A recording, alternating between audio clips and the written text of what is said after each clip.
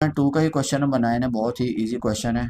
यहाँ पर 4 वेक्टर्स हमें दिए गए हैं, हमें शो करके दिखाना है कि ए बी और सी डी दोनों पैरेलल है। बहुत ही सिंपल, बहुत ही इजी क्वेश्चन है। सबसे पहला काम जो आपने करना है वो ये करना है कि जितने भी वेक्टर हैं उनको पोजीशन वेक्टर को उनके नाम दे के इस तरीके से लिख देना है।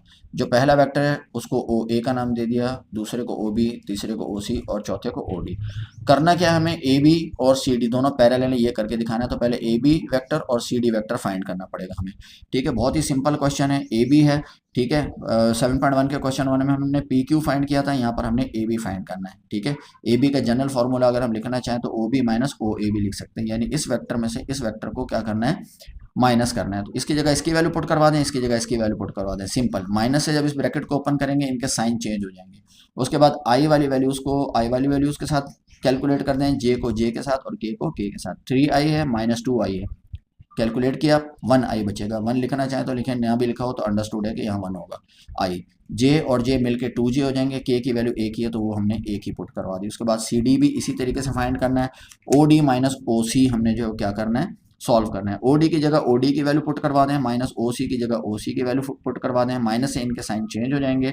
आई वाले कंपोनेंट्स को आई के साथ कैलकुलेट करवा दें, जे वालों को जे के साथ और के वालों को के के साथ। सिंपल, आप ये कैलकुलेटर से भी काम कर सकते हैं। ठीक है, ये माइनस आई है और ये माइनस 2i, ये माइनस का 3i, माइनस 2j और ये माइनस का 4j, तो ये माइनस का 6j। 1k और 2k 3k हो जाएगा। इन सब में से अगर आप देखें तो कुछ कॉमन निकल रहा है, सब में से तो नहीं निकल रहा है, लेकिन ये पहली वैल्यू माइनस में, अगर मैं चाहूँ तो इसमें से -3 जो है वो कॉमन निकाल सकता हूँ। तो -3 मैंने इसमें से कॉमन निकाला तो जनाब ये बन जाएगा प्लस का आई, यहाँ बन जाएगा प्लस का 2j, यहाँ बन जाएगा माइनस का k।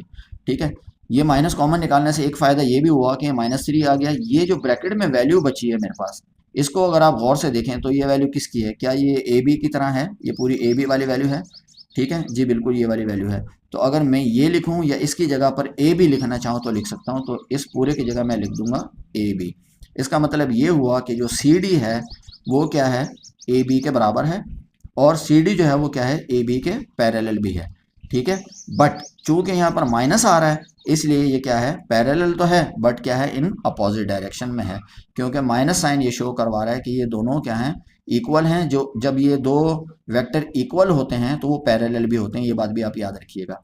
ठीक है, तो ये दोनों क्या है, पैरेलल तो हैं बट ये माइनस की वजह से जो है वो क्या है, एक दूसरे के अपोजिट डायरेक्शन में है। बहुत ही छोटा सा, बहुत ही सिंपल सा क्वेश्चन है।